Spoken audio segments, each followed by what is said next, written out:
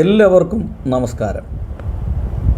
Sunny M Kabikkad ഒരു കോൺഗ്രസ് പ്രവർത്തകനാണ്. അതോടൊപ്പം തന്നെ ദളിത് സമൂഹത്തിൻ്റെ ആവശ്യങ്ങൾക്കും ഉന്നമനത്തിനും വേണ്ടി പ്രവർത്തിക്കുന്ന ഒരു വ്യക്തിയാണ്, ഒരു സാമൂഹിക പ്രവർത്തകനാണ്. എന്നാൽ ഈ കഴിഞ്ഞ ദിവസം ഇദ്ദേഹം ഒരു പ്രസ്താവന നടത്തി. അത് ഹിന്ദു മത വിശ്വാസത്തെ തീർത്തും അവഹേളിക്കുന്ന ഒരു പ്രസ്താവനയായിരുന്നു. ഹിന്ദുക്കൾ വളരെ ഭക്തിയോടുകൂടി കാണുന്ന ശബരിമല അയ്യപ്പൻ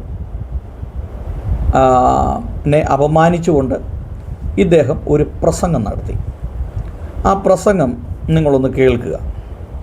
അയ്യപ്പനോടെ ഉണ്ടല്ലോ മഹാശക്തിയായിട്ടുള്ള അയ്യപ്പനും പിന്നെ മഹാദേവതയായിട്ടുള്ള മാളികപ്പുറത്തോ തൊട്ടപ്പുറത്തുമായിട്ട് പുള്ളിയുടെ പുറകിലായിരിക്കുന്നത്. പുള്ളി കണ്ട പ്രശ്നം. എന്തൊക്കെ വിചിത്രമായ ദൈവങ്ങളാ നമ്മുടെ മാളികപ്പുറത്തെ ഇടത് സൈഡിൽ പുറകിലായിരിക്കുന്നത്. ഈ പുള്ളി ഫ്രണ്ടിലേക്ക് നോക്കിയായിരിക്കണം. കണ്ടുപോയാൽ അന്നേരം പുള്ളിയുടെ നൈഷ്ഠിക ബ്രഹ്മചര്യം തകർന്നു പോവുകയും പുള്ളി അക്ഷരാർത്ഥത്തിൽ ഒരു ബലാത്സംഗ വീരനായി മാറുകയും ചെയ്യുന്നതാണ് ഈ പറയണ കാര്യം. ഇത്രയും ബോധക്കേടുള്ള മനുഷ്യർക്ക് ഒരു അമ്പലമൊക്കെ പണിത് കൊടുത്താൽ കാശ് വീഴും. ഇത്രയേ ഉള്ളതേ, ബോധക്കേടാണിത്. അപ്പൊ അതുകൊണ്ട് ജയിലിൽ ഒരു അമ്പലം പണിയാനുള്ള ഏർപ്പാട് ചെയ്യും. ഇതാണ് അദ്ദേഹം പറഞ്ഞ പ്രസ്താവന. ഇതിൻ്റെ അകത്ത് അദ്ദേഹം ആദ്യം പറയുന്നത് ശ്രീ അയ്യപ്പൻ മഹാശക്തിശാലിയാണ്. ഈ അയ്യപ്പൻ ഇങ്ങനെ മുമ്പിലോട്ട് തിരിഞ്ഞിരിക്കുന്നു, പുറകിൽ മാളികപ്പുറത്തമ്മ ഇരിക്കുന്നു. അഥവാ ഈ അയ്യപ്പൻ തിരിഞ്ഞു നോക്കിയാൽ അയ്യപ്പന് പ്രശ്നമുണ്ടാവും, ഇദ്ദേഹം ഒരു ബലാത്സംഗ വീരനായി മാറും എന്നാണ് ഈ സണ്ണി എം കബിക്കാട് പറയുന്നത്. ഇത് വാസ്തവത്തിൽ ഹിന്ദു മത വിശ്വാസികളെയും അവരുടെ ദൈവസങ്കല്പത്തെയും വളരെ മ്ലേച്ഛമായ രീതിയിൽ ഒരു പബ്ലിക് പ്ലാറ്റ്ഫോമിൽ നിന്നുകൊണ്ട് അദ്ദേഹം പറയുന്നതാണ്. പൊതുവെ ഇദ്ദേഹം ഒരു ഈശ്വരവിശ്വാസിയാണോ എന്നെനിക്കറിയില്ല. നിരീശ്വരവാദി ആയിരിക്കാനാണ് സാധ്യത. പൊതുവെ ഈശ്വരവിശ്വാസികളായിട്ടുള്ള ആളുകൾ മറ്റ് മതത്തിൽപ്പെട്ട ആളുകളുടെ ദൈവസങ്കല്പത്തെ വിമർശിക്കാറായിട്ടില്ല. പിന്നെ എന്തെങ്കിലുമൊക്കെ വിമർശിച്ച് പറയുന്നത് ഞങ്ങളുടെ കൂട്ടത്തിലുള്ള പെന്തക്കോസ് പാസ്റ്റർമാരാണ്. അവർ ഈ അടുത്ത നാളുകൾ അതൊക്കെ ഒരുപാട് കുറച്ചിട്ടുണ്ട്. പലയിടത്തുനിന്നും പല പ്രശ്നങ്ങളുണ്ടായി. അതിൻ്റെ ഒരു പശ്ചാത്തലത്തിൽ പല പ്രസംഗങ്ങൾ അവർ കുറച്ചു. എന്നാൽ നിരീശ്വരവാദികളായിട്ടുള്ള ആളുകൾ എല്ലാ മതത്തെയും വിമർശിക്കുന്നുണ്ട്. അത് ക്രിസ്തീയ വിശ്വാസത്തെയും മുസ്ലിം വിശ്വാസത്തെയും ഹിന്ദു വിശ്വാസത്തെയും ഒക്കെ അവർ വിമർശിക്കുന്നുണ്ട്. ഇദ്ദേഹം ഒരു നിരീശ്വരവാദി ആണോ എന്ന് സംശയിക്കേണ്ടിയിരിക്കുന്നു. എന്തായിരുന്നാലും ഇദ്ദേഹം ദളിത് സമൂഹത്തിൻ്റെ ആവശ്യങ്ങൾക്ക് വേണ്ടി ശക്തമായി നിൽക്കുന്ന ഒരാളാണ് എന്നാണ് പറയപ്പെടുന്നത്. പക്ഷേ അപ്പോൾ തന്നെ ഭൂരിഭാഗം വരുന്ന ഇന്ത്യയിൽ ഏതാണ്ട് 80%, അതുപോലെ കേരളത്തിൽ ഏതാണ്ട് 54-55% വരുന്ന ഹിന്ദു സമൂഹങ്ങൾക്ക് അവർക്ക് അതൃപ്തി ഉണ്ടാക്കുന്ന പ്രസ്താവനയാണ് ഇദ്ദേഹം പറഞ്ഞത്. ഇദ്ദേഹം പറഞ്ഞത് വളരെ മോശമായ ഒരു പരാമർശമാണ്. മറ്റുള്ള മതങ്ങളെ അവഹേളിക്കുക എന്ന് പറയുന്നത് അത് വാസ്തവത്തിൽ നമ്മുടെ മതേതര ചിന്താഗതിയെ തകർക്കും എന്നുള്ളതിന് യാതൊരു സംശയവുമില്ല. പിന്നെ ഇദ്ദേഹം എന്ത് ധൈര്യത്തിലാണ് പറഞ്ഞത് എന്ന് ചോദിച്ചാൽ ഒരുപക്ഷെ അദ്ദേഹം കോൺഗ്രസ്സുകാരനാണ്.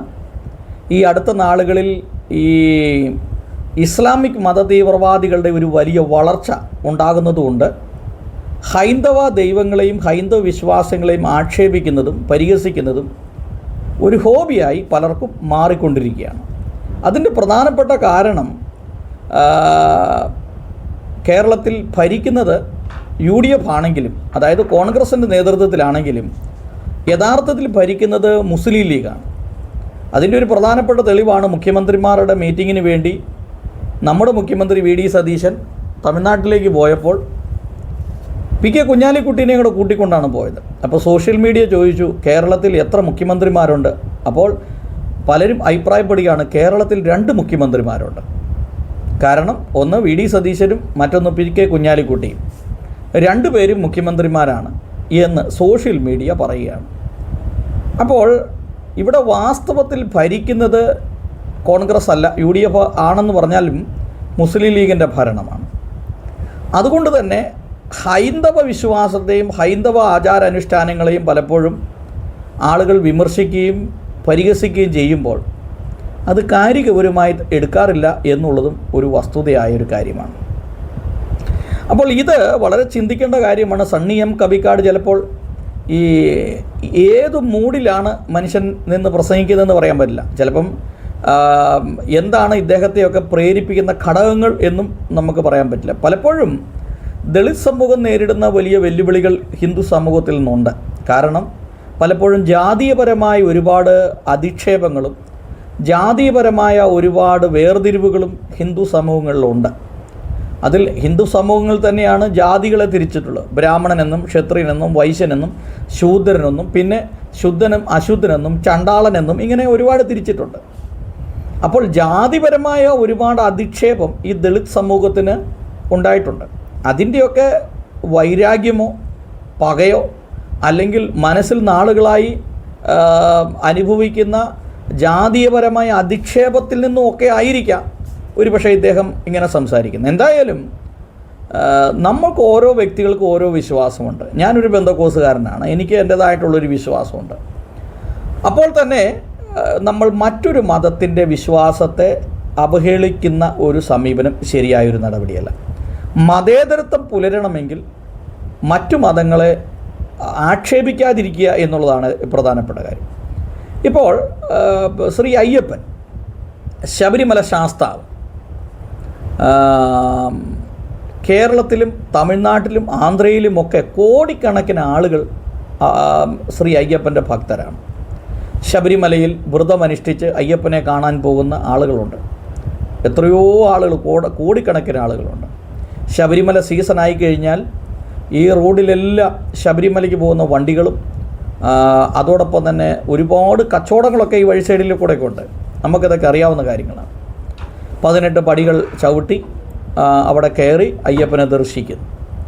അപ്പോൾ അത് ഓരോ വ്യക്തികളുടെ വിശ്വാസത്തിൻ്റെ ഭാഗമാണ്. പല ആളുകളും പറഞ്ഞ് ഞാൻ കേട്ടിട്ടുണ്ട്, ശബരിമലയിൽ പോയി ദർശനം നടത്തിയപ്പോൾ എൻ്റെ രോഗം മാറി, എനിക്ക് മക്കളില്ലായിരുന്നു, മക്കളുണ്ടായി. ഞങ്ങൾ ബന്ധക്കോസുകാരാണിത് കൂടുതൽ പറയുന്നത്. ഞങ്ങൾ പ്രാർത്ഥനയ്ക്ക് പോയി, ടിനു ജോർജിൻ്റെ അടുത്ത് പ്രാർത്ഥനയ്ക്ക് പോയി, തങ്കു ബ്രദറിൻ്റെ പ്രാർത്ഥനയ്ക്ക് പോയി. അവിടെ ചെന്നപ്പം മക്കളില്ലാതിരുന്ന് ഞങ്ങൾക്ക് മക്കളുണ്ടായി, കാല് തളർന്നിരുന്ന് കാല് നേരെയായി. അതുപോലെ മക്കൾക്ക് നല്ല വിദ്യാഭ്യാസം കിട്ടി, ലോൺ പാസ്സായി, പിള്ളേർ പരീക്ഷയ്ക്ക് ജയിച്ചു എന്നൊക്കെ പറയാറുണ്ട്. അതുപോലെ തന്നെ ഇവരും പറയാറുണ്ട്, ഞങ്ങൾ ശബരിമലയിൽ പോയി ദർശനം നടത്തിയപ്പോൾ അയ്യപ്പനിൽ നിന്ന് അനുഗ്രഹം കിട്ടി, രോഗം മാറി, വേദന മാറി, കൊച്ചിന് അഡ്മിഷൻ കിട്ടി, പരീക്ഷ പാസ്സായി എന്നൊക്കെ അവരും പറയാറുണ്ട്. അതുപോലെ ദർഗകളിൽ പോകുന്നവരും പറയാറുണ്ട്. അവരും പറയാറുണ്ട്, ഞങ്ങൾ ഇന്ന സ്ഥലത്ത് ദർഗയിൽ പോയപ്പോൾ ഞങ്ങൾക്ക് രോഗസൗഖ്യം കിട്ടി ഒക്കെ പറയാറുണ്ട്. പക്ഷേ കോടാനുകോടി ആളുകളുടെ ഒരു വിശ്വാസവുമായി ബന്ധപ്പെട്ട് നിൽക്കുമ്പോൾ അവരുടെ ദേവീ സങ്കല്പത്തെയോ ദൈവസങ്കല്പത്തെയോ അവഹേളിക്കുന്ന ഒരു സമീപനം ശരിയായൊരു നടപടിയല്ല. അപ്പോൾ ഇതിനെതിരെ ഹൈന്ദവ സമൂഹം വളരെ ശക്തമായി തന്നെ പ്രതികരിക്കുന്നുണ്ട് എന്നുള്ളതാണ് മനസ്സിലാക്കുവാനായിട്ട് കഴിയുന്നത്. അത് ഇദ്ദേഹം ഒരു ക്രിസ്തീയ പശ്ചാത്തലത്തിൽ നിൽക്കുന്ന വ്യക്തിയാണ്. അതുകൊണ്ട് തന്നെ അത് ക്രിസ്ത്യൻ സമൂഹത്തെ നന്നായി ബാധിക്കും. കാരണം ചില ആളുകൾ സമൂഹത്തിൽ ബോധപൂർവം വിഷം ചീറ്റാനായിട്ട് പരിശ്രമിക്കുമ്പോൾ അത് ആ വ്യക്തിയെ മാത്രമല്ല, ആ വ്യക്തി ഉൾപ്പെട്ട് നിൽക്കുന്ന സമൂഹത്തെ ബാധിക്കും. ഇപ്പോൾ ഒരു ഉദാഹരണം പറഞ്ഞാൽ പാസ്റ്റർ കൊടിത്തോട്ടം, ഈ കൊടിത്തോട്ടം പോയി അണക്കരയിലൊരു പ്രസംഗം നടത്തി. ആ അണക്കരയിലൊരു പ്രസംഗം നടത്തി ഹിന്ദു ദേവസങ്കല്പത്തെ അവഹേളിച്ചുകൊണ്ടാണ്. അതിനെതിരെ വലിയ വിഷയമായി. അതുകൊണ്ട് ആ കട്ടപ്പന, അണക്കര ഇതുപോലുള്ള മേഖലകളിൽ ഹിന്ദുക്കൾ പറഞ്ഞു, ഇനി സുവിശേഷം പറഞ്ഞുകൊണ്ട് ഏതെങ്കിലും ഒരുത്തൻ വീട്ടിൽ കയറി വന്നാൽ അവൻ്റെ മുട്ടുകാല് ഞങ്ങൾ തല്ലി ഓടിക്കും. അതിന് പരസ്യമായിട്ട് ചില ആളുകൾ ഹിന്ദുക്കളുടെ വീട്ടിൽ സുവിശേഷം പറഞ്ഞുകൊണ്ട് ചെന്നു, അവരെ ആട്ടി ഓടിച്ചു. അതിൻ്റെ കാരണം ഈ അനിൽ കൊടിത്തോട്ടമാണ്. പുള്ളി സേഫാണ്, പുള്ളി ഇപ്പോൾ അമേരിക്കയിലാണ്, പുള്ളി സേഫായിട്ടിരിക്കുകയാണ്. ഇതുപോലെ ഒരു വ്യക്തിയാണ് ഒരു കുര്യൻ പാസ്റ്റർ, റാന്നിക്കാരനായിട്ടുള്ള ഒരു കുര്യൻ. അപ്പം ഇങ്ങനെ കുറേ ആളുകളുണ്ട്.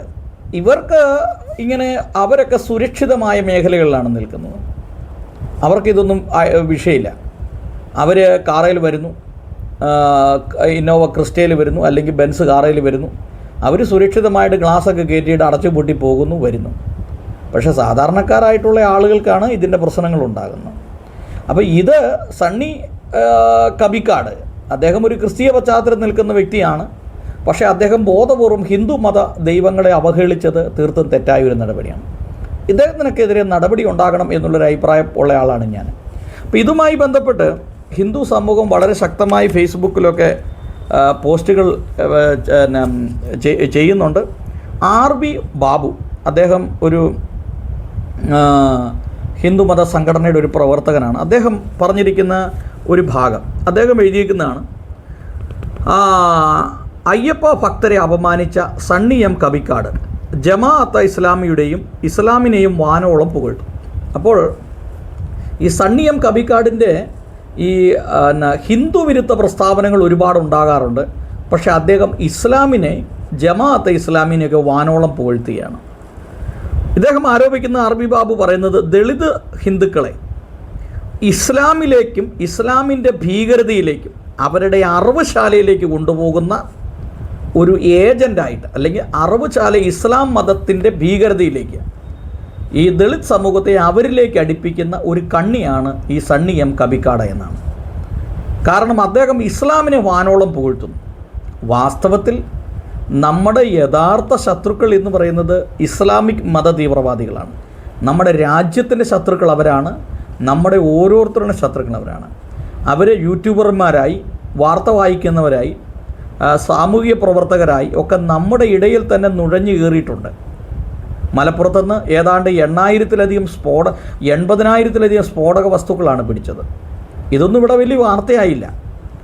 തീവ്ര ഇസ്ലാമിസ്റ്റുകളും ഇസ്ലാമിക് മത ഭീകരതയും ഇങ്ങനെയുള്ള ആളുകളെ എന്ത് ചെയ്തിരിക്കുന്നു, ഉപയോഗിക്കുന്നു എന്നുള്ളതാണ്.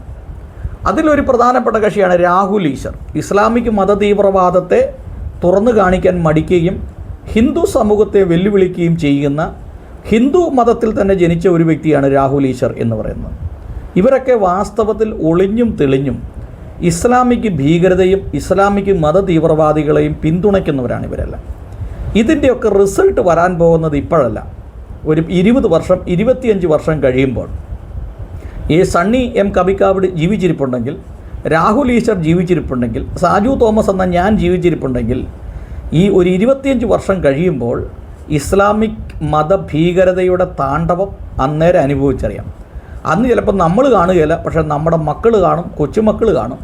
ആ സമയമാകുമ്പോൾ ഇതുപോലെയുള്ള ആളുകൾ ഈ തീവ്ര ഇസ്ലാമിസ്റ്റുകളെ പ്രോത്സാഹിപ്പിച്ച് അവർക്ക് അനുകൂലമായി വീഡിയോ ചെയ്ത് അവരിൽ നിന്ന് കിട്ടുന്ന അണ്ടിപ്പരിപ്പും അതുപോലെ ഈ ഈന്തപ്പഴവും മേടിച്ച് തീറ്റയും കഴിഞ്ഞ് അവരുടെ വീടുകളിൽ പോയിരുന്ന് അവർ തുപ്പിയ അല്ലെങ്കിൽ അവർ ഹലാലാക്കിയ ബിരിയാണിയും കഴിച്ച് അവർക്ക് വേണ്ടി കുഴലൂത്ത് നടത്തുന്ന ഇവരെ പോലെയുള്ള ആളുകൾ ഇപ്പോൾ ഇതിൻ്റെ തിക്താനുഭവങ്ങൾ തിരിച്ചറിയില്ല. ഇവർ തിരിച്ചറിയുന്നത് എപ്പോഴാണെന്ന് ചോദിച്ചാൽ ഒരു 25-30 വർഷം കഴിയുമ്പോൾ തീവ്ര ഇസ്ലാമിസ്റ്റുകളും ഇസ്ലാമിക് മതഭീകരരും നമ്മുടെ കേരളത്തെയും ഇന്ത്യയും ഓരോ ദിവസം കീഴടക്കിക്കൊണ്ടിരിക്കുകയാണ്. ആ സമയത്ത് ഇവർ തിരിച്ചറിയും ഇവർ ചെയ്തത് തെറ്റാണ് എന്ന്. രാഹുൽ ഈശ്വർ രാവിലെ തൊട്ട് വൈകുന്നേരം വരെ ഈ ഇസ്ലാമിക് മത തീവ്രവാദികൾക്ക് വേണ്ടി കുഴലൂത്ത് നടത്തുന്ന ഒരു വ്യക്തിയാണ്. ഇവരൊക്കെ പിന്നീട് തിരിച്ചറിയും എത്രമാത്രം അപകടകരമായ കാര്യങ്ങളാണ്.